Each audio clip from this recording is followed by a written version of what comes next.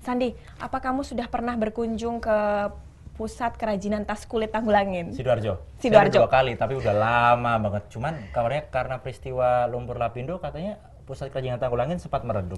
Ya, memang sempat meredup, tapi sekarang sudah mulai bangkit kembali. Oh ya? Dan di segmen kali ini saya akan mengajak Anda untuk mengenali sosok lebih dekat calon legislatif dari Partai Amanat Nasional yang nantinya akan maju ke DPRD Jawa Timur dengan janji akan memajukan pengusaha di industri kecil dan juga menengah. Inilah Zainal Lutfi dari Partai Amanat Nasional di segmen Politika.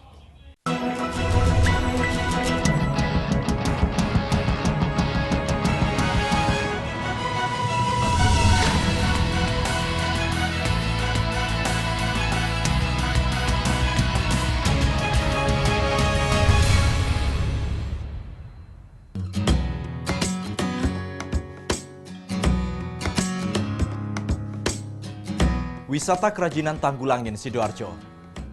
Pusat kerajinan kulit yang tidak hanya mewarnai industri Nusantara, melainkan pasar Asia hingga beberapa negara Eropa dan Amerika.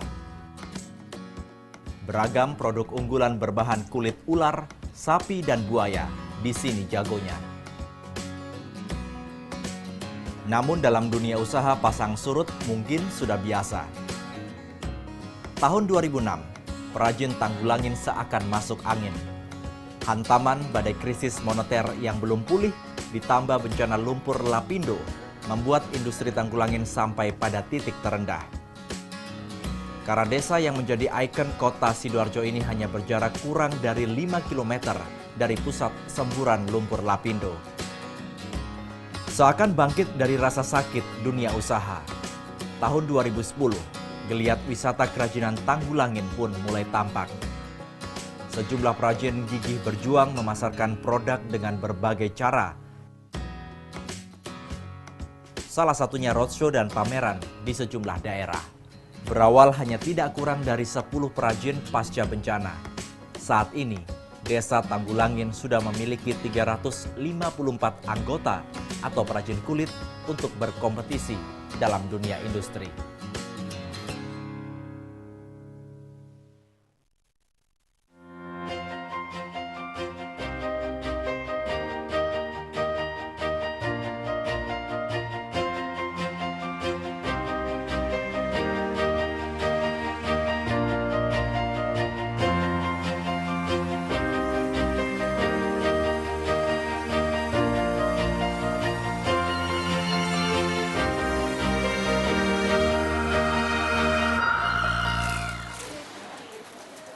Assalamualaikum Mbak Awis. Waalaikumsalam. Sehat Mbak. Sehat. Nah, ini dia beliau pemilik dari Galeri Tas Tanggulangin. Selain seorang entrepreneur, Zainal Lutfi ini juga terjun di dunia politik dan akan menjadi tamu di segmen Politika kali ini. Tahun 2014 nanti, beliau mencalonkan diri sebagai anggota legislatif DPRD Jawa Timur daerah pemilihan Surabaya Sidoarjo dari Partai Amanat Nasional. Ya, Mas, kita ngobrol-ngobrol sebentar ya. Ya, Sebelum ke politiknya nih, saya mau nanya-nanya soal usahanya. Ramai banget di sini. Ya. Gimana dulu ceritanya sampai akhirnya usahanya jadi seperti sekarang ini, Mas? Ya, jadi kalau Tanggulangin ini kan sudah turun-temurun. Dan saya sendiri sudah generasi ketiga untuk meneruskan usaha ini. Nah, karena ini sudah menjadi brand bahwa ini menjadi penyangga atau sandaran hidup banyak pengrajin di Tanggulangin, maka kita punya kewajiban untuk meneruskan usaha ini supaya eksis jadi sampai kapanpun ini harus kita pertahankan. Nah, Sampai sekarang ini pekerjanya sudah berapa banyak? kalau yang dinaungi di toko ini kurang lebih ada 150 pengrajin. 150 pengrajin yang memang mulai dari awal memang sudah bikin tas untuk memang disuplai ke toko kita. 3 generasi, Ya. sekarang juga sudah 150. Sudah generasi ketiga gitu. Generasi ketiga nih Mas ya. Lutfi ya. Nah Mas Lutfi, kalau misalkan ngomong-ngomong nih 150 pekerja ini omsetnya sekarang berapa ya sampai? Kalau omset mungkin di toko ini kurang lebih ya rata-rata per bulan sekitar 1 miliar sampai ya kurang lebih 1 M lah tiap per bulan. Luar biasa sekali. Tapi dulu kan ini pernah sempat sepi ya Mas ya, Ya. karena kasus lumpur lapindo itu. Iya. Nah, sampai akhirnya dari dulu sempat down, terus kembali lagi seperti sekarang ini. Nah, ini memang Gimana butuh cerita? perjuangan. Jadi ini memang greget daripada kita bersama teman-teman pengrajin. Bagaimana Tanggulangin ini harus tetap eksis, harus tetap dipertahankan karena ini warisan dan sudah mendunia kan. Tanggulangin ini hanya bukan terkenal di Indonesia, bahkan mungkin dunia sudah banyak yang kenal Tanggulangin sebagai industri tas. Oleh karena itu, kita sebagai generasi penerus harus tetap mempertahankan dengan eksistensi kita waktu itu, bagaimana melakukan promo-promo keluar daerah bersama teman-teman. Bahwa Tanggulangin masih hidup, masih ada dan akan kita pertahankan, dan pengrajinnya juga masih banyak. Karena opini waktu itu memang seakan-akan yang tenggelam kan ada namanya itu Perumtas. Nah, Perumahan Tanggulangin Anggun Sejahtera. Lah, opini di luar seakan-akan waktu itu Tanggulangin tenggelam, sehingga itu waktu itu tidak cukup banyak wisatawan yang masuk ke Tanggulangin. Mungkin mereka menganggap ternyata Ya, Tanggulangin ini terkena imbasnya dari lumpur lumpur lapindo kemarin. Nah, itulah kita itu tantangan kita waktu itu, sehingga kami melakukan promosi ke berbagai daerah dengan dengan berbagai aktivitas yang sudah dilakukan teman-teman, sampai akhirnya kira-kira 2-3 tahun waktu itu mulai pulih dan sekarang sudah mulai agak normal. Saya bilang agak normal, sudah kembali seperti dulu. Nah, Mas sambil jalan nih, mari Ya. kita jalan. Saya mau nanya-nanya lagi. Kalau tadi kita berbicara mengenai kegiatan Mas Lutfi sebagai entrepreneur. Nih, saya ingin ngobrol soal politik sekarang. Nggak masuk ke ranah politik dulu. Mas, dulu awalnya terjun di dunia politik, apa yang melatar belakangi? Jadi pertama, kalau awal kita ini terjun ke dunia politik, saya pikir ini sebuah panggilan. Nah, di awal waktu tahun 2005 kebetulan waktu itu saya juga diberi apresiasi waktu itu sebagai pemuda pelopor ya. Jadi memang waktu itu karena hobi saya waktu itu memang jadi membimbing teman-teman yang tidak bekerja, untuk kita kasih pekerjaan, pelatihan dari mulai dia kerja kasar sampai jadi tukang.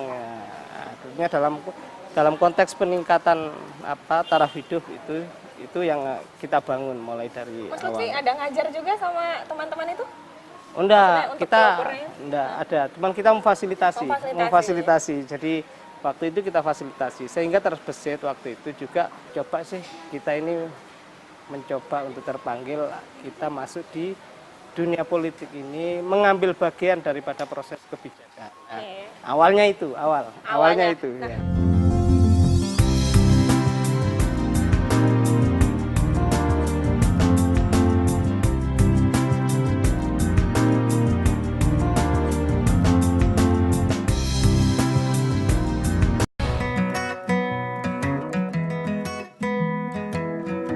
Lama bergelut di dunia usaha hingga menjadi pengusaha sukses kerajinan kulit Tanggulangin Sidoarjo. Tahun 2007, Zainul Lutfi terjun dalam dunia politik. Partai Amanat Nasional menjadi pelabuhan politiknya hingga saat ini. Tidak perlu waktu lama, baru 2 tahun, Zainul Lutfi terpilih menjadi anggota DPRD Kota Sidoarjo. Selama 1 periode, Zainul Lutfi duduk di Komisi C DPRD Sidoarjo dan dipercaya menjadi Ketua Pansus Lumpur Lapindo. Suaranya lantang ketika membahas bencana Lapindo. Maklum, ini karena desa tempat di mana dirinya tumbuh besar sempat mati suri akibat hantaman bencana lumpur. Selain lumpur Lapindo, percepatan pembangunan serta peningkatan kesejahteraan petani dan perajin juga menjadi fokus perjuangan politiknya. Kini di tahun 2014, Bapak 3 anak yang juga Ketua Barisan Muda Partai Amanat Nasional Jawa Timur maju menjadi calon legislatif DPRD Jatim, daerah pemilihan 1 Surabaya, Sidoarjo.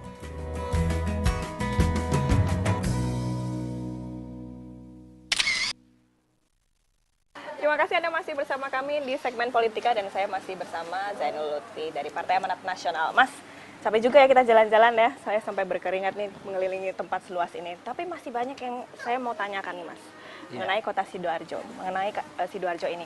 Nah, apa sih sebenarnya menurut Mas Lutfi ini yang perlu dibenahi? Ya, masih banyak. Pertama, terutama terkait dengan IKM. IKM ini harus dibuatkan klaster dulu. Kalau mau membenahi IKM ini, klasternya harus jadi dulu. Klaster sepatu, klaster tas, ya kan? Klaster sandal, bedoro, banyak industri-industri di Sidoarjo ini. Kalau klasternya sudah jadi, maka kita bicara apa yang harus kita lakukan. Sekarang ini tidak ada klaster ini mau dibenahi wedoro yang sudah jatuh ini mau diapahkan, ya kan? Sandal, tahu sandal wedoro? Tahu. Nah, itu kan sekarang sudah terpuruk, tapi pemerintah mau berbuat apa? Ini tidak ada.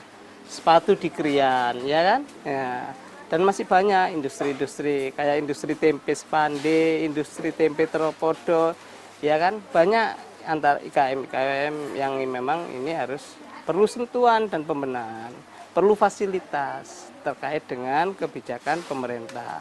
Maka ketika klaster itu sudah jadi, maka itu akan memudahkan kita untuk melakukan proses pembenahan, ya kan, mulai dari SDM-nya, perbaikan infrastrukturnya, ya kan. Ya Mas, Sidoarjo ini kan ratusan ribu IKM yang ada ya Mas ya. Kalau menurut Mas Lutfi sendiri sebenarnya tanggapan dari pemerintah melihat IKM yang banyak ini, fasilitas yang sudah diberikan oleh pemerintah ini sudah sejauh apa sih? Kalau saya melihat tidak cukup banyak. Ini hanya sentuhan-sentuhan yang parsial, yang sepotong-sepotong, tidak komprehensif melihat potensi Sidoarjo secara utuh, potensi Sidoarjo secara menyeluruh. Lah, kalau seperti itu, maka sampai kapanpun ini tidak cukup kuat untuk mendorong pertumbuhan secara cepat. Kalau prosesnya seperti ini, maka mereka akan tumbuh dengan alami, jatuh pun dengan alami, tanpa ada penguatan dari pemerintah yang menurut kita bisa dianggap sebagai bapak angkat. Nah, itulah kewajiban pemerintah dalam rangka membenahi sektor IKM. Begitupun yang lain-lain, masih banyak yang perlu memang harus dibenahi. Mas, kalau ini ngobrolin soal pencalonan Mas Lutfi ini nanti maju, apa saja yang sudah dilakukan nih sama Mas Lutfi ini? Kalau saya pertama, saya ini lebih senang silaturahim, door to door. Ya, door to door silaturahim. Karena logika yang saya bangun adalah logika pertemanan, persaudaraan. Itu lebih penting. Kapasitas saya sebagai apapun, itu akan lebih mudah membangun komunikasi dengan konstituen. Kalau kita logika politik ansih yang dibangun, maka saya pikir itu tidak cukup produktif untuk proses proses pembangunan ke depan. Karena selama ini saya melakukan bahwa saya lebih baik berteman. Jadi ketika saya punya banyak teman, maka ini adalah bagian dari investasi saya. Maka dalam proses pencalekan ini saya juga tidak terlalu ngoyo konsolidasi, karena saya punya banyak teman. Nah, teman saya banyak, ya alhamdulillah mereka bersedia jadi mesin politik yang mau membantu saya, ya, dan saya punya keyakinan ya insya Allah dengan banyak teman itu insya Allah ya hasilnya akan maksimal. Kira-kira agenda apa nih nanti Mas yang akan dikerjakan nanti setelah Mas Lutfi nanti terpilih? Ya mungkin pertama yang akan kami lakukan, pertama kalau bicara tentang agenda ke depan, kita harus melihat program Jawa Timur ke depan seperti apa. Dalam spektrum yang lebih sempit, kita harus melihat problem Sidoarjo apa. Kira-kira apa yang dapat saya lakukan untuk masyarakat Sidoarjo maupun Surabaya. Kira-kira dengan kebijakan provinsi nanti seperti apa. Ruangnya di mana provinsi ini. Nah, itu yang harus kita kaji dulu, karena kita bicara, mohon maaf, kalau kita bicara janji tapi kita tidak paham apa yang akan kita lakukan ke depan. Mohon maaf, sekarang kan kalau kita bicara janji politik yang sudah dilakukan oleh saudara-saudara kita yang lain, saya pikir ya janganlah kita mudah berjanji, karena janji itu kan utang. Maka logika yang harus dibangun adalah logika kita membangun komunikasi yang baik dengan konstituen. Ya, tapi Mas Lutfi saya penasaran satu saja ya, maksudnya yang paling menjadi concern utama Mas Lutfi ini nanti apa nih kira-kira, kan mungkin dari sekian banyak problem.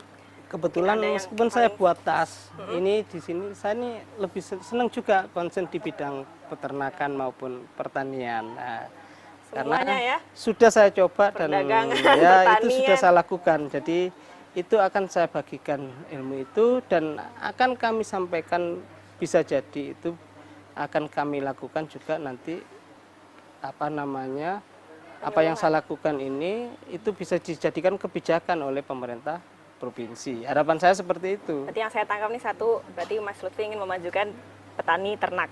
Nah itu petani dan peternak. Petani dan Karena peternak. basically Jawa Timur itu kan masih banyak petani dan peternak. Peternakan ya. Terima kasih Mas Lutfi ya, perbincangannya hari ini menarik sekali, dan kami masih akan kembali di segmen politika bersama tokoh yang lain setelah hari ini bersama Zainul Lutfi dari Partai Amanat Nasional yang akan maju sebagai calon anggota legislatif DPRD Jawa Timur daerah pemilihan Surabaya Sidoarjo. Saya Awi Susmumurti pamit, sampai jumpa.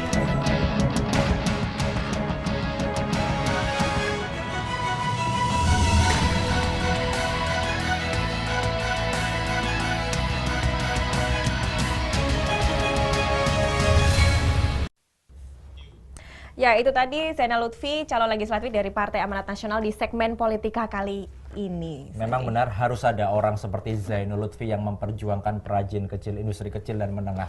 Apalagi Sidoarjo itu kayaknya punya potensi yang besar tentang perajin industri menengah dan kecil ya.